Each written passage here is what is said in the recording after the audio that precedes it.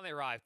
We thought this was going to be a Clown Fiesta. So far, it hasn't delivered on that front. But I'm hoping we maybe get something a little bit memey after what we saw in the Winner Stays On series between these two players as we head into Game 2 between Daut and B. And it is not going to be a mirror matchup, which makes us a very happy chappy. For those who didn't catch it, Daut was able to take the first game. It did go the long haul, though. It was not over quick. And now that we head into Lipany, you gotta wonder, Abbasids versus Rus, how is this one gonna play out? Because I feel like this is one we haven't seen too frequently, actually. So, Abbasids' popularity has definitely been growing, especially on open maps like Lipany and Dry Arabia. Much to people's surprise. I don't know why. I mean, come on, Arabia, Abbasids, you can put those two together. I mean, it's literally in history. But what we haven't really been seeing as much of ever since the Horse Archer nerf is Rus being picked on Lipany. The desirability of Horse Archers has declined, especially in conflux with the weakness of Pro Scouts now compared to where they used to be. So Rus kind of fell off a cliff. And a lot of people really still haven't kind of clocked what the Civ is fully meant to do yet. So I'm kind of intrigued to see what B's going to do. Because I think B had a very interesting take. When we watched him play against Eerie earlier on, he had this really interesting approach where he dropped a stable immediately at the beginning of Feudal and then built more scouts. So he was able to outmass his opponent on the deer sites. So he's always able to gather them quickly. That, of course, isn't going to be necessary here because you are playing against the Abbasids, and the Abbasids will not play into Pro Scouts. So he now has some more wiggle room. But the reason I bring that up, the reason I think that's important, is what he displayed in that game is he's actually a hyper-aggressive player with Rus. He doesn't just sit back and rely on Castle like we've seen a lot of Rus players still do even in the new patch. So I'm excited to see what B does in Feudal to get aggressive, because I think Daut is going to want to chill, and he's going to want to scale as the Abbasids. Most Abbasid players do. And he's probably going to want to go for multi-TCs here. And as a case of whether B just tries to match him for a later timing or tries to double down on some early aggressive plays.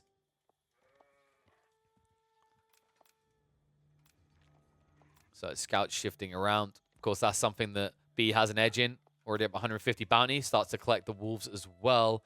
How many have been denied so far? So one Wolf gets dragged back here. There might have been another one sniped before. Just checking where else we've actually got anything. Le Naturel. I don't know why I've gone French when there's no Frenchies in this match, but it looks like there's not many Wolves unaccounted for. I'm kind of surprised. I feel like there should have been more Wolves dead. I mean, there's one being dragged back here. We saw one being dragged back before. Maybe Daut snatched a bunch to begin with. Lipany is kind of funky. Sometimes you really don't get that many Wolves spawned from what I've seen. So, kind of a bit weird. Overall, though, decent for B. He will at least crack the tier 2 on the bounty system, which is really what you're looking for. As long as you get tier 2, you're pretty comfortable in the game. Tier 3 is a luxury, really. A nice snatch on the extra Wolves. Remember, the other big deal isn't just about the extra gathering of food. It's the fact that this is just free resources you're gaining from the map. You're dragging these troops, these units back. I say troops. They are Bitey infantry, in fairness. You're dragging them back towards your TC. They're paying 25 gold each. Then, of course, the deer as well, which you need to go back for anyway. So it's all efficient. And it just means that you should be able to actually scale up into Feudal quicker than your opponent. Although, as we're seeing more commonly with the Abbasids and the Delhi right now, that's not the case anymore. The berry bush gathering is a little bit too good, and it means that actually Daut is already cruising his way up into Feudal. Well, B has only just begun. And this will be the first kind of test. I wouldn't mind seeing B go into, say, an archer range.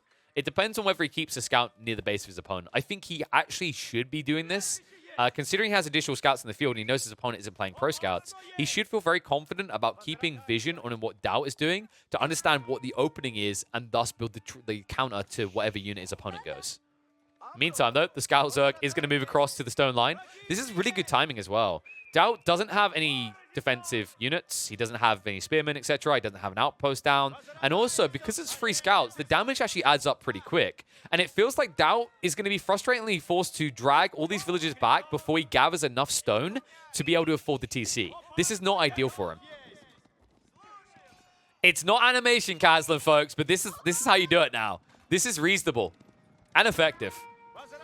And something that people aren't used to anymore because we don't really see this many scouts early on due to the fact that pro scouts has fallen off the side of a cliff and the Rus went with them. Make it 4. He just ignores the scout as well because he knows any stage he can turn around and kill him off. It's more about prioritizing the villagers here because it just takes one scout so long to kill off any of yours. Oh, man. He's actually starving him. Just look at it for Daut right now. Like, he's actually investing wood into a stable. He understands that TC's not going to be easy.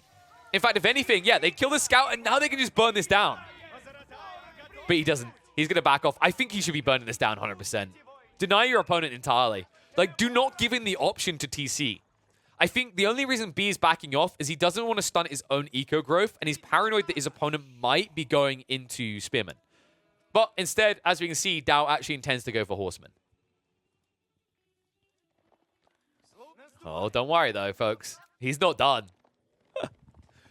This could be a very quick game at this rate. This sort of cheesy aggression early on is very effective from B. And you can see, yeah, now he's shifting across different people with the mining line, but there's so many scouts now. And there's the first Horseman coming out. I think you commit if you're B, though. You just burn this down.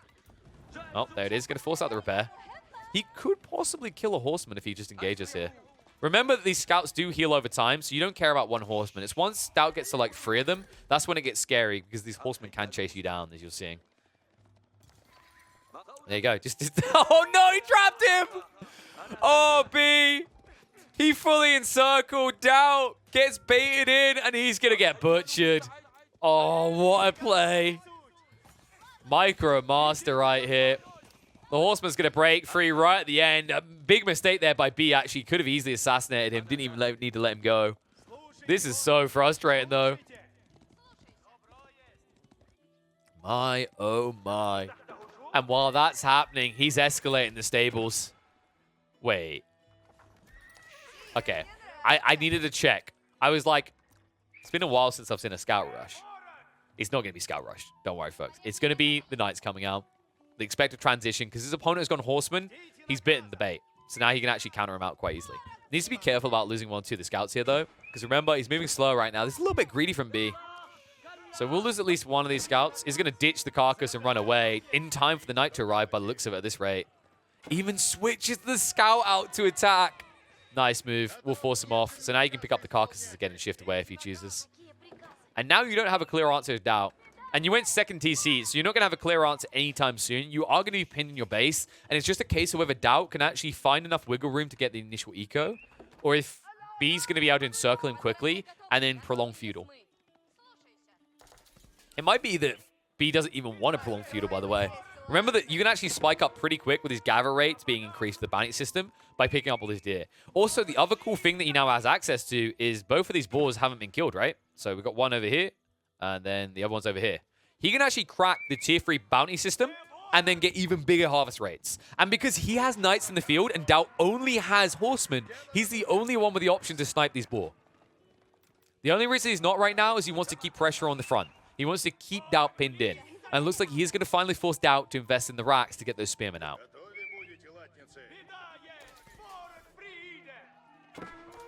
While that's happening, you can see B just looking to grab even more carcasses. Although, where is... Ah, there it is. Smugly hidden in front of me. I'm blind. There you go. So he starts to see the spearmen come out. He's even going to clash with them. Got to be a little bit careful. These early Knights aren't that tanky. And, of course, unlike the French Knights, they will not repair any damage taken courtesy of Chivalry because you don't have that tech.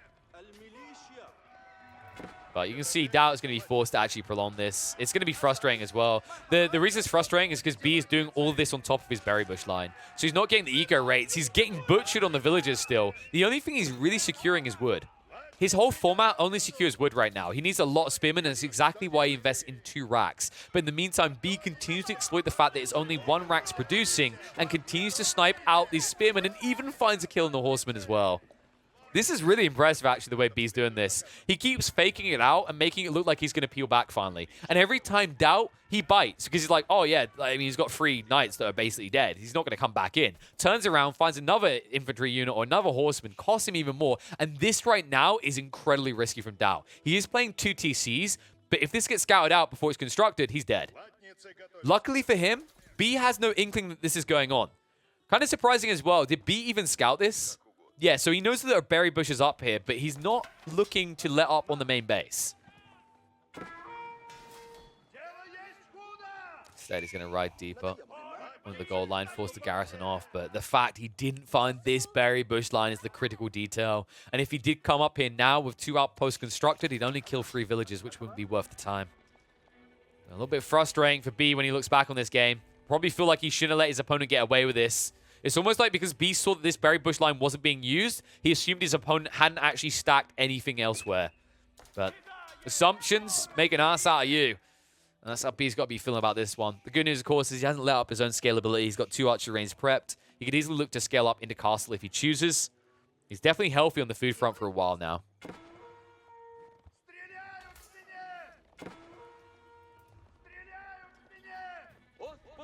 And Knight will move out to just buffer the horseman off again. Still no interest in taking the boars. I think like this is a mistake from B. 2 knights could actually kill both these boars, and you wouldn't even lose one of them. So it would easily overpay for itself, and then you get the collection, which is even better. And I think that would allow you to very naturally cruise up into castle while still fielding an army. Speaking of army, archers are coming out. We saw the double archer range, and this is the outcome of it. As the spearmen are feeling a little bit lost all of a sudden. And that does mean that B can regroup on this front and look to push in with the knights and actually burn down these racks. This is a very frustrating situation for Daut now. And this is what we were talking about, the whole idea of initial vision, right? Of forcing your opponent to respond first. Every time Daut blinks, B blinks afterwards, and he blinks with a counter, right? So we saw the scouts come out. That forced the horsemen. So then the stables go down because knights are bet against horsemen. Then, because you built knights, Daut's like, I'm going to build racks. We need racks. Then he realizes the initial spearmen aren't good. He needs double racks.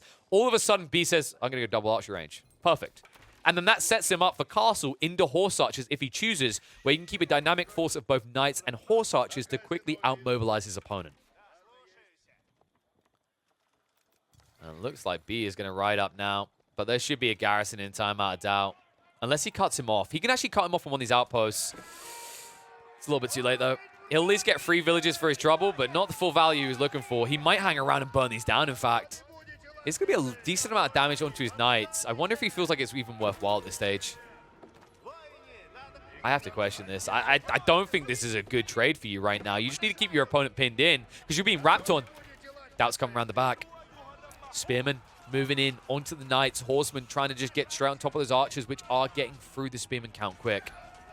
And this archer count down to 8 right now for B. I don't know if it's healthy enough. I say that. The spears are falling even quicker. And once again, B is going to clean up. And will resume his assault. Although it may cost him dearly to get through these outposts, he understands that right now, Daut is living not only on a prayer, but also on this. If one of those things ever breaks, Daut might break as well. We know these berry bushes are such a critical detail for him, so to lose them really is going to hurt. Knights will move in. Clean up the horsemen again. These trades, Daut is just making it better and better for B. All because Daut doesn't want to give over a few villages, despite the fact he has 2 TCs. And this is going to come back to haunt him, because he's still going to lose the villies. The knights are going to butcher them. All the while, by the way, they've just been sitting here. Yeah, they've been doing some damage to the knights, but they haven't been gathering through eco. In fact, when we look at the income per minute, we can see B is healthily ahead of Daut. Just a few knights can easily deter these horsemen away. And spearmen, in such small quantity, feel worthless against these early knights. And I feel like right now, B, I don't think he's going to go for castle. I think he might just double down on feudal. Understanding that Daut is limited now, he stretched himself thin, and he's still burning on the eco count. In fact, Daut, after all this time with 2 TCs, is only 4 villages ahead of B. And there it is. The futile run into the tree line. Daut understands when he's going to lose it. The best he can hope to do is slow down his opponent, but all the villagers but one are going to be butchered. I say that. Even little Timothy is going to be found cutting a tree and will die. And all of a sudden, Daut, despite the fact he has 2 TCs, he's actually trailing B by 1 villager. And these initial bouts, they looked fairly even, right? But now, with B taking more and more convincing victories each and every time they fight, this is escalating fast. The power of early knights is most notable here. These spearmen are feeling irrelevant. It's very weird as well, considering that this is usually the solution against French knights. Why is it being so ineffective against the Rus? Well, the detail really comes down to the wood. In conjunction with the Golden Gate, he has so much surplus resource that he's floating that he's able to afford enough of these archers and knights in conjunction with each other, really, not sacrificing either one, that he's going to keep outscaling even the Abbasids. It's really impressive. I feel like a lot of people are sleeping on the roost because they feel like, oh, horse archers suck now, so what's the point? You still have this 20% booster to your wood economy in conjunction with one of the best landmarks in the game that allows you to eco boost at this stage. And it really is a pristine example that is being presented to us by B. Outpost crawl is going to be a fail. Moving in with the knights, with the scouts, everything. Archers in the meantime can deal with the spears and force them away. And the villagers are being butchered. Daut. Little bit delayed to pull them away. Horsemen try to ride in now. Knights are going to get on top of them. Spearmen trying to wrap around. But Daut, this count is not looking good. Even with the assistance of the outpost and the town center, it is still such a convincing victory for B. And while all that's happening, these scouts have slowly but surely been burning through the outpost. Now to be assisted by the knights, that's going to be even more villagers dying from Daut. As 4 more of them are going to be exposed to the swords of the Rus Empire. And all of a sudden, B now almost with 10 villagers over the Abbasid player here. And this, I mean, this is desperation. Building even more racks, that doesn't really solve your problem right now. You need more stables as well, but it feels like Daut, he doesn't have an option because he doesn't have the eco to float anymore. He can't actually afford it. Even if he went for double stable, triple stable, where is he getting the food? He's trading at every moment to try and stay in this game, but it really feels like it's futile. The TC is being burnt down. B, relentless from start to finish in this game, and Daut just looking helpless. And B, we talked about it, that natural flotation up into castle. When will it come? It's here. He's ready. Archers expended. Debate the enemy forces while he just gets through the TC before villager repairs can come out. They're trying to save it now. They might just about keep it up. The knights aren't prioritizing onto the villagers at all because they don't want to dance back and forth. The archers aren't even dealing with it either. B is just fully investing in this, and it is going to backfire. Although he wastes a lot of Daut's time, the town center will survive, and most of the army is going to be spent. However, it's all just a bait. Look what B has been doing in his base. Where is it? Oh my god, the high trade house between 2 tree lines as well. If his economy wasn't looking strong before, it's going to now. B, he rethinks this and says, siege weapons, that might be a good idea. In fairness, these battering rams probably should have came quite a while ago. They could still be a pretty big buffer. They're taking a while to build. Enough knights in the field, but they're just cleaning up the remnants of Daut's army. Daut not having a small army because he's trying to scale technologically, just because he doesn't have any food. And this expansion over here has been spotted by B. Oh no. He can actually deal a kill and blow whenever he chooses.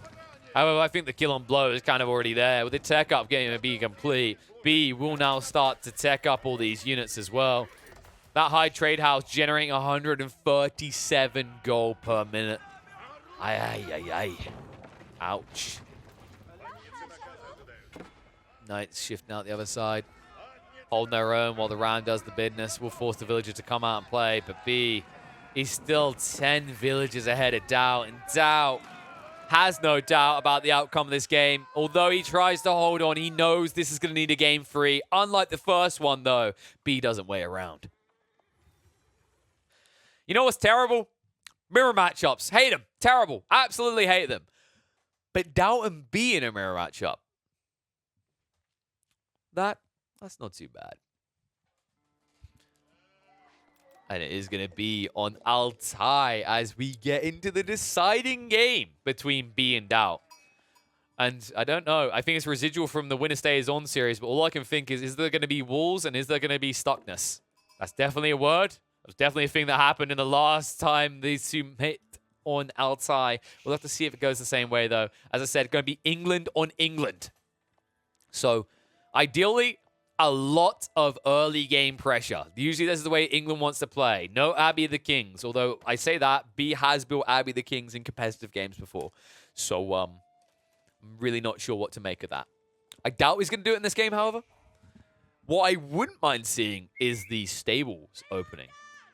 The crazy thought is actually with the stables opening for England becoming a little bit more mainstay and more players doing it, usually just try and catch their opponents off guard. What is the chance that both players in this game do a stables drop? We'll have to find out. We're at least a few minutes away. First thing to look at in Altai is generous generations. Say that 10 times. Because, of course, one of the beautiful things about Altai is it tends to condense a lot of these resources. Perfect example is the deer being closer to your TC, gold line, berries. No one got the outrageous drop here. The outrageous drop that sometimes occurs is you get berries and deer basically kissing distance of each other. In this situation, both players actually got even on that front. I will say that these deer from B feel a little bit better to me because obviously Dauts are on the front of his base and it means he could actually be exploited from the high ground by Lombos. So it might be a little bit more frustrating for him to gather on deer unless he sets the tempo. That's the detail that's going to matter here.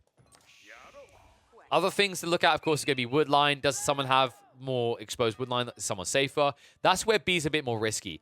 Wood is a very big detail for English players, and of course, it is going to be at the front of his base. You needed to keep those longbow pushers out. You needed to get the outposts up as well. It could be very easy for Daut to starve B on the wood front. I think if he ever gets starved on the wood front, this game is over.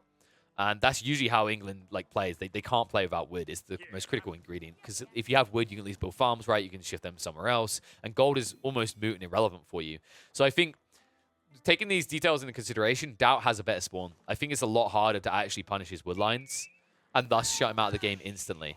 And the reason this can matter is because what I've seen a lot of England players do, and they're getting phenomenally great at, is they'll look to move towards your base and they'll actually solidify with outpost control. Yes, I know. Wow. What a great insight, Pigeon. I've never seen an outpost control situation before. No one outpost rushes. Yes, I get it. Thank you, Mr. Sarcastic Me.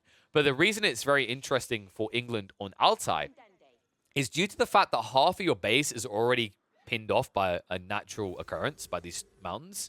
What we actually see a lot of these players do, which is quite cool, is they'll actually just stack outposts. They'll do similar to what Daut done in game 1 as the Delhi late game, right? But they'll do it early. They'll just basically create a network of outposts that cover each other, similar to the whole concept of people putting TCs on top of each other to protect each other. And the whole concept is it gives you a strong point, and because you have less points you have to cover, you can actually afford that in your enclosure because you're basically negating probably about a third of the outpost needed to enclose a player. So I'm excited to see if that's going to come out from Daut. I think it's a very strong point to play from. It does somewhat rely on B playing more defensive, and that is the variable, the question mark I'm looking towards. Because last time I did watch B play as England, he played a very defensive England. He tried to go aggressively into Castle. He played late game Imperial. It worked out for him against Daut. But that was on Mongolian Heights. And this map is a whole different ballgame. Nice move as well by Daut here. We talked about the fact that the deer don't matter much. If he plays anything towards the forward of his base, it's something that B can exploit if B wins a fight. By putting the Council Hall here, you could argue that it's less efficient. Your troops aren't on the front as quickly. Like, who cares? You're just sacrificing 4 seconds to ensure that if you do lose a fight and you're in your base, your Lombos can actually regroup. They're not going to be sniped by enemy Lombos when they spawn. Same thing for B. B's is a little bit exposed to the north, but it's not like he's dropped this council hall at the front of his base. I think this is a very big difference between England players just even a month ago and now. They understand that although, like, logically you can push your council hall Lombo forward quicker, if you're up against anything that you think can push you back to your base, putting your council hall at the front of your base is a huge liability. Cool move by Daut. Wolves going down really early. I think this is a little bit of weakness being shown, though. I don't necessarily feel like you make this play now unless you're planning to eco boom. That could be risky, and while I said he has a strong point from which to do it, I don't think it's a good idea to just naturally, by default, give B control of the early game.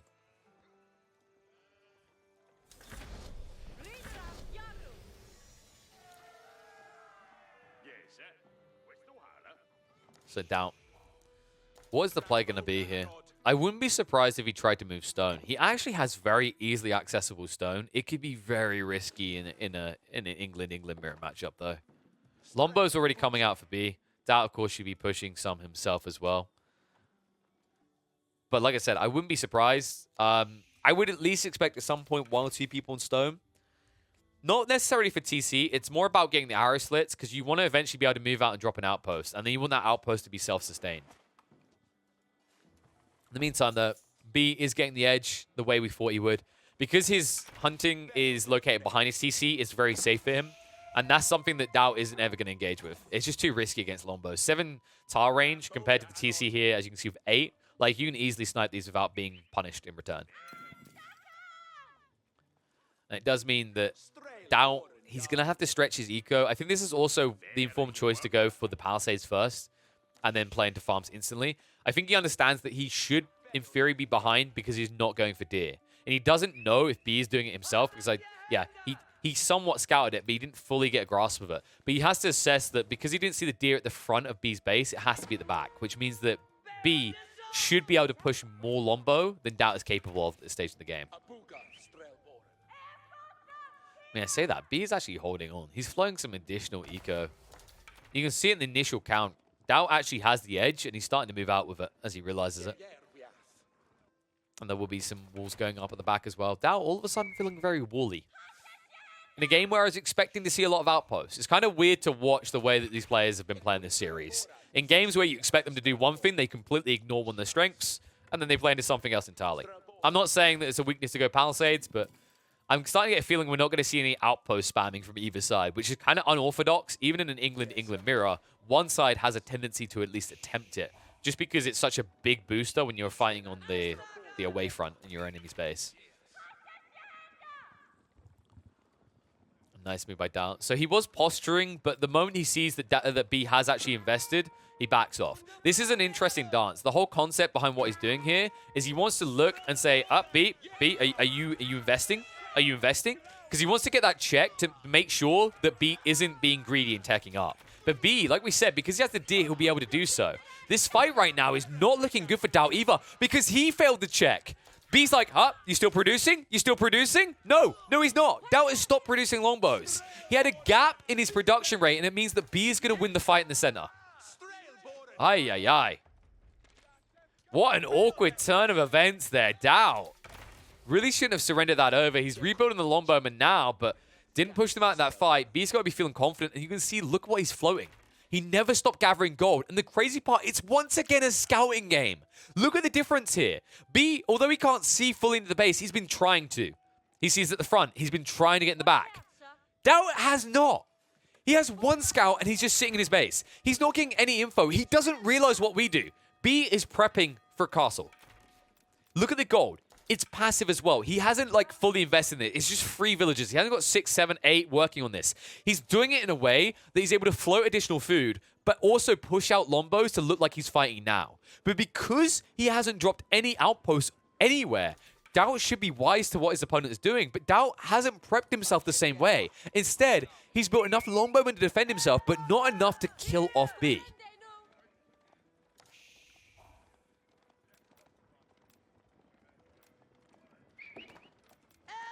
I'm starting to wonder, I haven't watched Age of Empires 2 more recently. I'm wondering how much of a prioritization scouting is in the early game for AoE 2 players. It's kind of weird as well, because, the crazy part is, when you consider one of these players is a StarCraft player and one of these players is an Age of Empires 2 player, StarCraft is a lot more locked in for the first 5-10 minutes. It's all about optimizing your build. There's a very clear build you want to do a lot of the times. But yet they still put a lot of emphasis on scouting. A lot of sides will pull out a probe or whatever, send them across the enemy base, get that vision. But it feels like that has kind of flowed over. This respect for, scouting early game. Because, trust me, it's a lot more important in the early game of, AoE than I'd say is in, StarCraft AoE 2. AoE 4 is critical. But as I said, I'm not familiar recently, because I haven't watched AoE 2's competitive scene in a while, how critical scouting is early on. Because it almost feels like it's just being negated on purpose by Daut.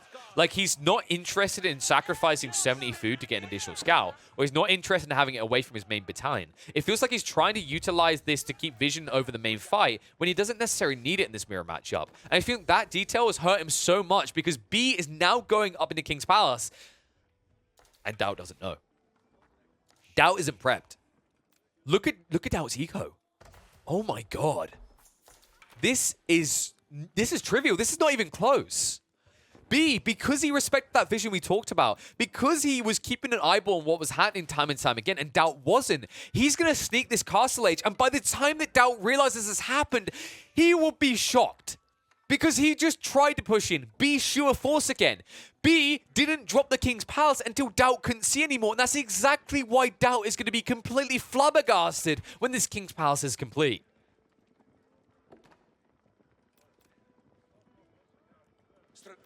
Oh my god. And even more when he shows up with the Lombos. Daut's going to be like, oh, he's fighting me. Oh, nice. I took a good trade. I got one longbow. This is good. Oh, I'm building more longbow. Wait, why is this longbow count low? No! That's an insight into Daut's mind right now because he was not expecting this. And now it gets frustrating. He has to move in and punish. The problem is this King's Pass placement denies that entirely. And Daut, no siege engineering. He can't instantly ram rush this. So this means that B is going to scale. He's going to get away with it. And Daut now has to find good trades to buy enough time to cover his own castle age time, or his ass is out of this game.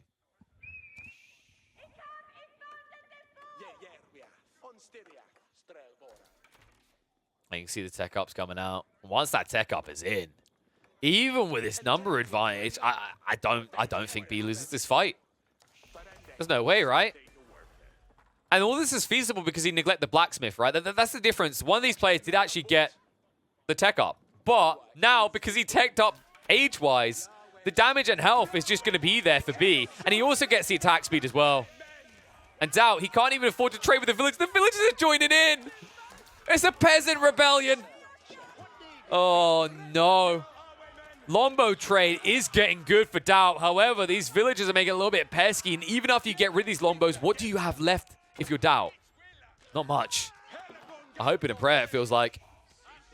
Daut, he's going to be forced. Yeah, he has to replace these. He can't just instantly go for a castle. This is a good move. I love this from B. He's solidifying control of the top here. Because Daut, this would have been pristine. If he had moved out and put an outpost here, this is an ultra big brain play. It gives him a staging point. But now he doesn't even have that. And B, does he just double down on Lombos or does he transition is the question we're looking for now. For the moment, he's just scaling. He's happy. He's got a 5-villager lead.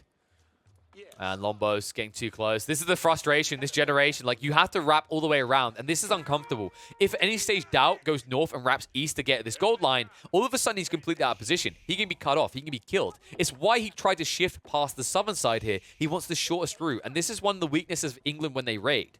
Trying to move back and forth between your opponent's eco lines is difficult because usually the wood lines are condensed close enough to the TC that you will walk in range. And against England, that's extra crippling because, of course, this English TC fires double the amount of arrows.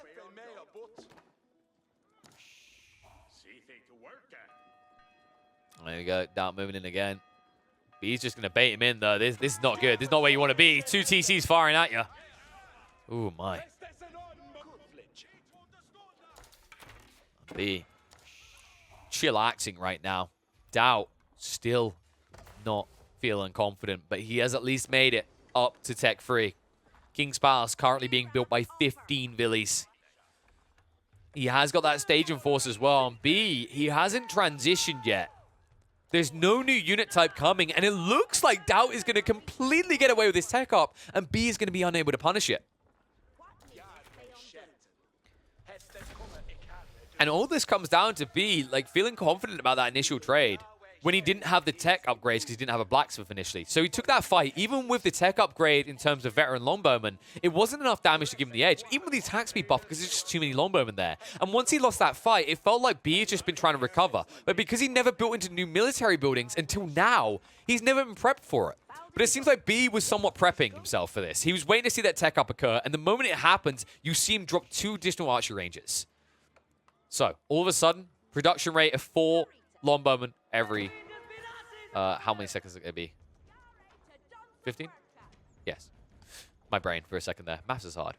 Meanwhile, Daut has gone greedy. A monastery drop because he has his opponent pinned in. He's doing what we see him do so frequently. Daut doesn't play to end the game when he has an advantage. He plays to end the chances of you coming back, right? He looks to scale himself to a point where it's impossible for you to get back in. Oh my, Daut.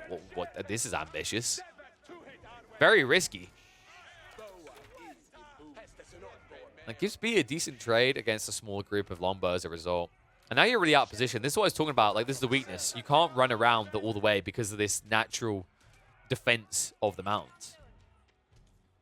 Like, conceptually, it's interesting the way that Daut plays this game. As I was saying, compared to a lot of players, he doesn't try to end the game as soon as he has an advantage. It's something that a lot of players have gotten good at, and I think it's where Daut is kind of trailing behind. He's playing a very kind of old style of AoE 4.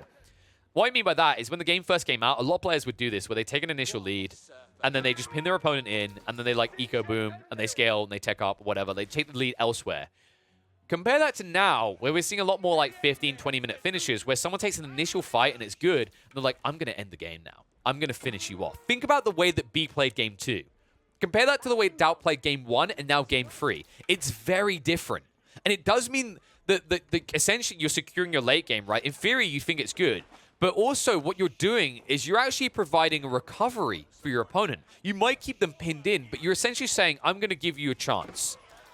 Whether you like it or not, that is essentially what you've said to him. And we can see now that B is taking that chance. He's even up the military difference, and he's still, 69, perfect, has a 9-point lead on the eco front. And it means that he will escalate a little bit quicker than Daut, and that is chiefly concerning. And I wouldn't mind seeing a bit of better micro out of B here. He could be killing 2 longbow for the 1.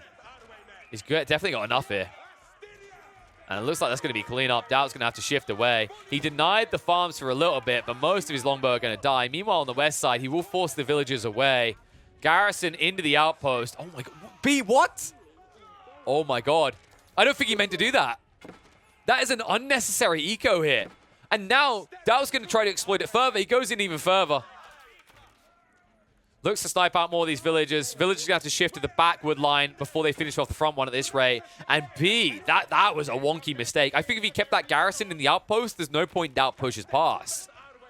And although B will now respond with his own military force, which is bigger than longbow count, that eco lead is all of a sudden much smaller. Only 4 difference between the two now. All because he decided to sacrifice several of his villagers for no reason.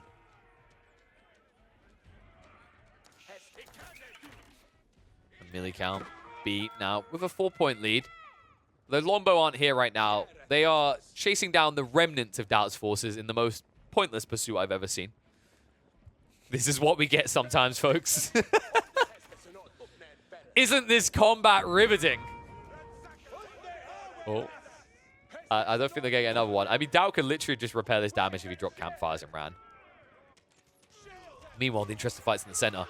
And the attack speed buff's not there. Daut! He gets jumped before he actually places the outpost. And that's a lot of dead longbowmen. Oh, this count is looking bad for Daut. He's slowly losing control of this game. The outpost will at least give him some sort of stabilization. But you can feel that B is starting to move ahead. 5 eco lead, now a 10 military unit lead. And so many longbowmen that they will target the outpost and not care. Not sure if it's the best trade, but when Daut keeps offering off his longbowmen one by one, it lets you keep the lead. And he's even moving in. He doesn't care. He says, hold on a second, mate. Your outpost is triggering my attack speed buff. I'm going to keep going. And while that's happening, Daut did at least move south and clean up a few remnant troops. But overall, he's surrendering the center right now. B so obnoxiously moves past the outpost with the Springwood upgrade and goes deeper. This is interesting. If this pays off, he could actually punish straight into the eco lines. So Daut does have to be careful not to forfeit too much ground here, but he's being forced to. The count is not favorable still. He will at least get into the network of castles range, so he has the attack speed buff, and that is where B should sidestep this. But he needs to be careful, because now he's stuck between a rock and a hard place, as there's an outpost behind him and a longbow army to his front.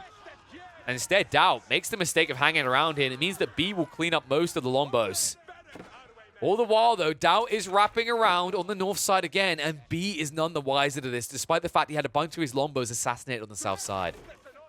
In fact, B needs to get back. I feel like he's overstayed his welcome here. He's kind of thrown away his lead.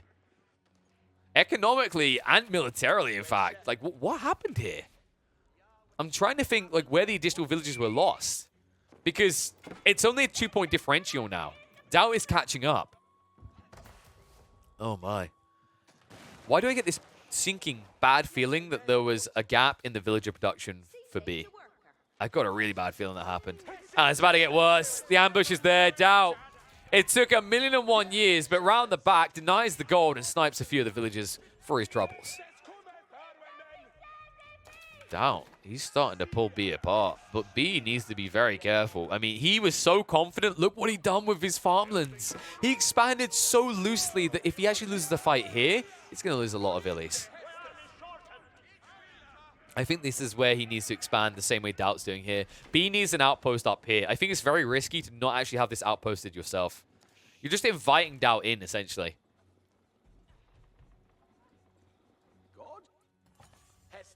And Daut, I mean, he might catch B off again. B is... Wait, what is... What? No, I was about to, yeah, this is an accident. I was about to say, there's no way you want to bring them the longbows. So that's going to be 3 relics bang. That's actually pretty impressive considering Daut built his monastery first. So nice move out of B. Gives him a slight economical lead. And he needs it now that he's 1 villager behind.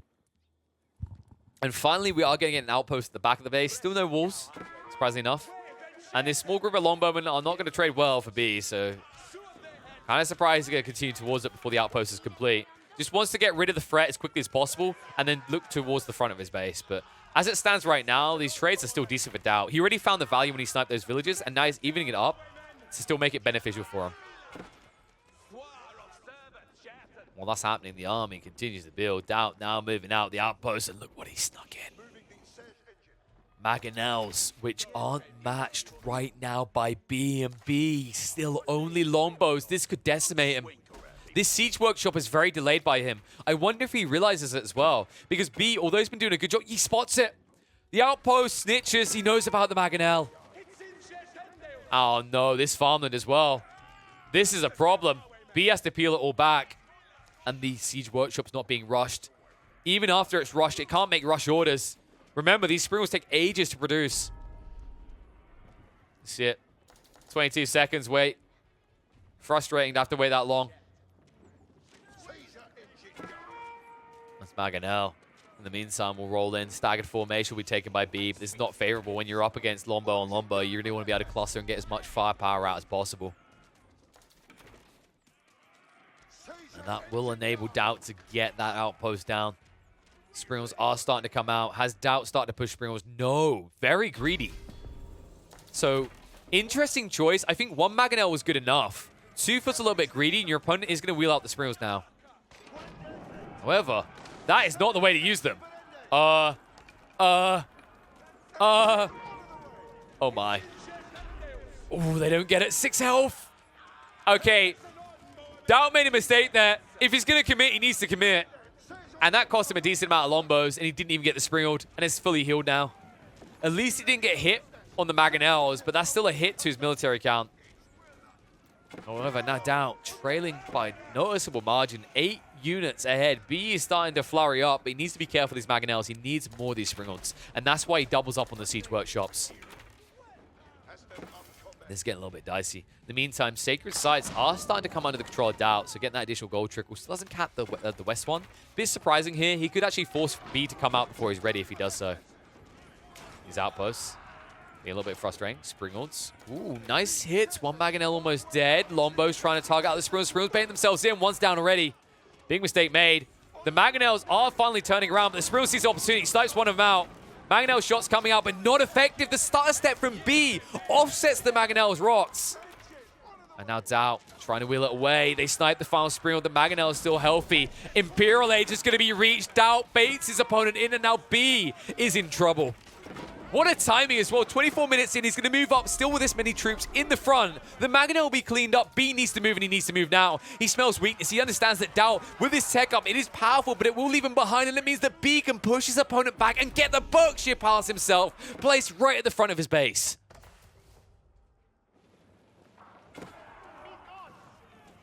My, oh my, and Rams now being built to try and just get through the outpost defenses in the woodworks, but this Berkshire Pass, B buffers his opponent back and won't be far behind him, and also with a 20-point military lead, all of a sudden Daut, despite the fact taking up first, it doesn't feel like he's ahead. He will be ahead, at least in the initial racks production, as man-at-arms are being pushed out. He does need to tech them up into elite status, though. And B needs a transition. I think it's time. What's it going to be, though? Hand Cannoneers, maybe? That could be an interesting play. Hand Cannoneers and Springalds. I think that could work with the Longbows. But so far, he's not building anything different.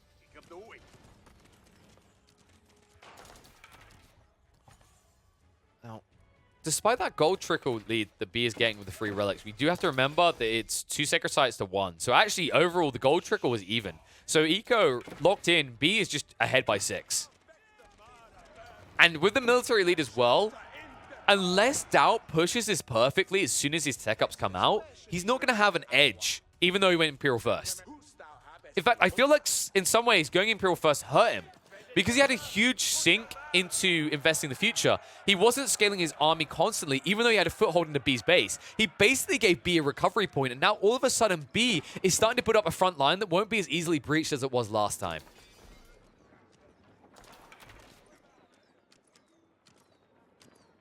And I wonder, will one of these players play into hand cannoneers or crossbows? The reason it would be beneficial here is because, of course, you are up against man-at-arms now, at least on one side. However, Daut hasn't revealed that. He's kept it all hidden. And it's props to him for this. I feel too many players posture their army on the front, and it's basically like, with a slow static army like this, unless you're willing to immediately go in, you're just essentially going, hey guys, look at me, we're really pretty, woo, look at these units. And then it just gives them time to build a counter. Because think about it, if you show your man-at-arms, then walk back, how long does it take you to get to the front? Long enough that your opponent's probably going to start building units to counter you out. And we're reaching a stage in the game where wood does become a little bit concerning. Gold doesn't matter anymore. You're seeing the numbers. You know what I mean.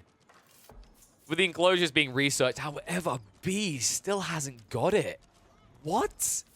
Oh, please tell me he realizes this is a thing. There's no way he's forgotten about it. Ay, ay, ay.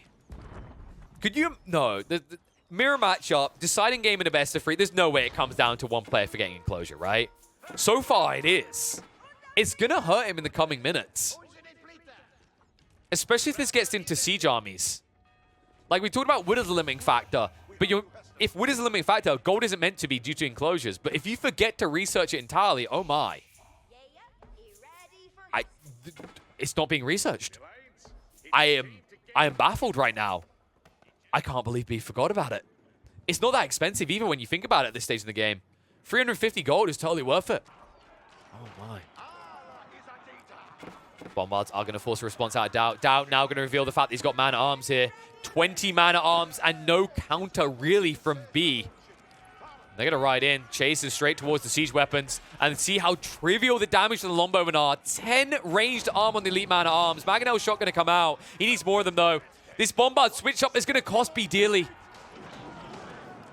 Daut riding straight past the Berkshire Palace. Berkshire Palace indeed doing a lot of damage. Network of Castles research is almost done. That's when the Longbows can actually dish out a lot of damage to the man-at-arms. The man-at-arms count only at 15. The Bombard's starting to snipe them out, and they're not really targeting the right things. They're going after farms! No! What is happening? The misclicks Daut. He's going to lose the man-at-arms before they have their impact. The Mangonels and Bombards are going to shred them. And now with the network of castles underneath the Berkshire Palace, all of a sudden Daut can lose the army. Longbow count is drying up quickly. 21 left, 35 for Daut. Springle's exposed. They were trying to snipe out the Bombard. They will find it and protect the Berkshire Palace. And Daut might need to back up, but he doesn't want to. Mangonel's shots are coming out. Double hit. The hit is hard. Daut, big mistake made, is going to be forced away. And B, his siege army's getting scary. Trip Mangonels now. Not enough man-at-arms running in deep. They're going to be sniped out. At least Bombards are only at 2 right now, so he doesn't lose the MAAs too quickly, but they're not really finding any impact as they continue to accidentally burn farms. Oh my god. We asked the question, will this turn into Clown Fiesta, knowing how these two players played when we watched them in the Winner Stays On series? And the answer is yes. Imagine losing out the trade because you're burning farms instead of siege weapons. Oh my god. And now, Daut, in true Daut fashion, will state his claim on this game on a keep to protect him. And you know what it really comes down to, folks? Is Berkshire Palace placement. Daut, this one over here, it protects his flank, but really, that's it. B can just go to the north, and if he goes to the north, he's going to find your whole military district and your TC. Mangonel shots coming out onto the villages. They're all butchered. And this is the difference. B continues to invest into his siege division, and Daut seemingly has none.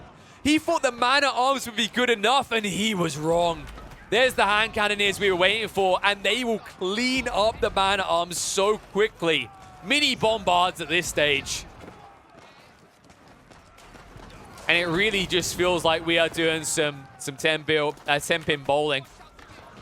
Daut's man-at-arms are the pins, and these Bombards are the bowling balls. Because they have just been ruining Daut's hopes of winning this game. He's going to forfeit more ground. The keep isn't going to last long at this rate. Not enough villagers to keep this healthy. if the bombards just turn around to siege it down. And with the network of castles juicing up the attack speed, you aren't repairing it anywhere near quick enough. And a keep now going down from B. He's going to start to stake his foothold on the center sacred site here and ensure that Daut will not get anywhere near it in the future. Oh my goodness. Daut has got to be kicking himself about the way this game has suddenly turned. With the tables turning. This is a gambly play. Daut with the proxy racks, but is scouted out. They know it's here. You're not going to build up enough troops to make this work. Oh my goodness. Gracious me.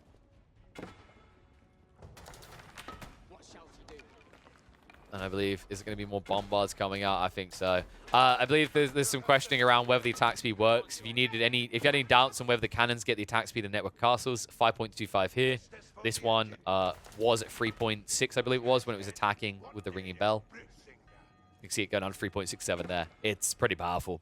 This is where late game England kind of bounces back. Everything gets juiced, even siege weapons. It can really give you the edge in a lot of matchups. It's why when you talk about bombards, like, it's fair to say China is still like considered the best, right? Because of their unique research around gunpowder. But I think England is probably top 3 for bombard power. They are remarkable. All because of this beauty here. And there you go. Bombard shift to the back. And there's just not enough man-at-arms here to do anything from Daut. He's given up on even investing in it. And oh my god. Oh, wow. This is very all-in. I think if, like, Daut, if he burns it all down quick enough, round of applause, please. But if he loses that MAA division, if there's a quick response from B, if he gets these 3 mangonels across quick enough, Daut could just be out of this game. Because although he can replace those units, it's going to be a crippling hit. He really needs to find value for this many man-at-arms around the back. And hand cannoneers. This is the good news for him. B is being baited in on the west side. He's nowhere ready to deal with this if it comes through. The bombards might scout it out before you want it to be seen, though, and that's the concerning part for me. I don't think Daut wants to reveal this yet. However, they're going to crawl out, and they're going to reveal what happened back here. And Daut does not want this at all.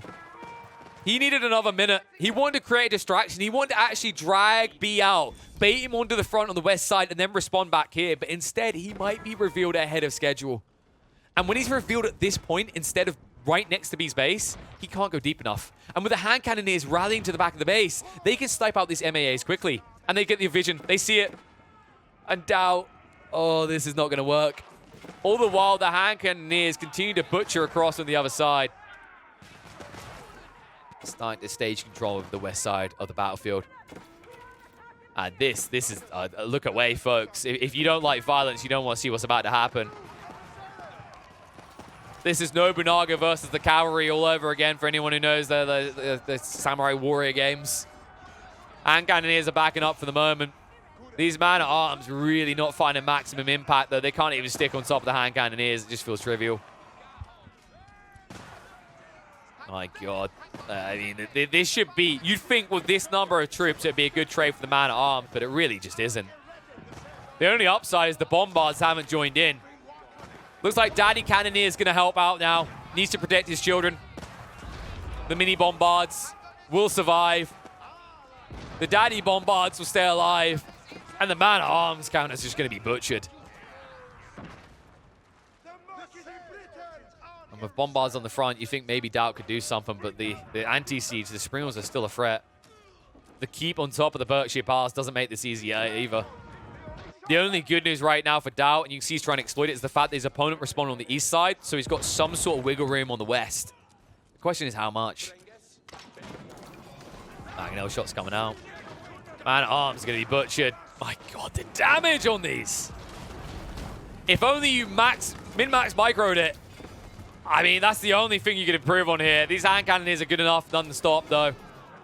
And the Mangonel shot's going to force the longbow away. They can never turn around. They need to get out of range to turn onto the hand cannoneers. Luckily, then the hand cannoneers move very slow at their 1.12 movement speed. So you are able to shift away. However, these Mangonels always threatening onto Daut. Shots coming out again. And with so many hand cannoneers here, the man-at-arms just feel trivial. They're going to be butchered. Mangonels will help clean them up even faster. The Mangonels, in fact, are going to turn and fire onto the Longbowman next. And Daut, even if he feels like he's getting efficient trades against the hand cannoneers, he's not getting good trades against the Mangonels.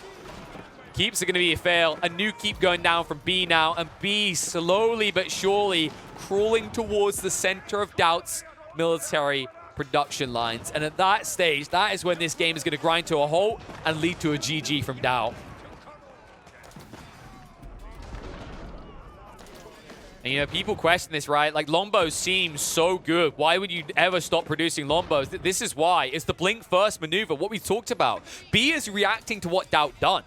Daut went for MAA. He says, okay, hand cannon is expensive, but they butcher them, right? I'm just going to get a bunch of them. He will still keep a small contingent of Longbows, but because he has the siege lead, he doesn't actually rely on Longbows to win the range fight. Instead, he just relies on Mangonels, because this is turning into a giant cluster truck at this stage. And now it's about to get worse. Bombards are moving forward. Two of them can easily snipe out of Berkshire Palace unless you start repairing. And one poor little Villy named Millie ain't going to be good enough. And if the Berkshire Palace goes down, they will ride deep into the breach, and B will be relentless at that stage, and it is going to be sniped out. It's dead. Now you need to run. You ain't got that protection padding anymore. Man-at-arms count is scaling for the moment, but Daut, this composition is fast failing. The forward base is going to begin to fall. More troops coming out. Quality at every stage for B. Hand cannoneers, Mangonels, Bombards, Springles. It's all about bang for buck for each individual unit, while Daut is still doing this 1-2 punch of Zerg with the man-at-arms and the archers. And those man-at-arms look trivial. Look at the damage done instantly. The Mangonels with the upgraded attack speed and the network of castles attacking so quickly. They will butcher the front line. Half of the man-at-arms already gone before they can even touch anything.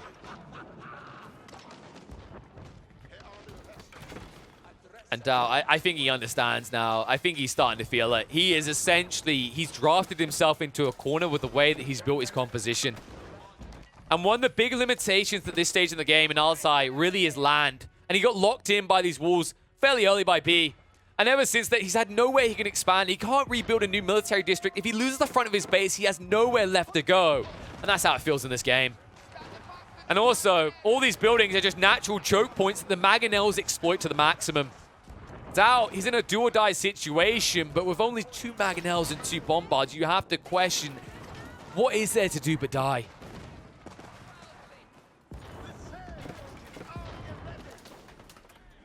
And I think this is just reflection time. Daut, I mean, he gave us a hell of a game 1. Game 2 looked dominant from B. But heading into this deciding game, I think the question mark that's going to exist is when Daut had the ability to double down, when he had his opponent pressured in multiple times, why didn't he double down on that investment? Instead, the greed comes back to bite him in the ass as the greedy, bulky composition of hand cannoneers and bombards will win out and slay Daut here, annihilating any hopes he had of making it to the N4C event, as it will be B continuing on through to the next round.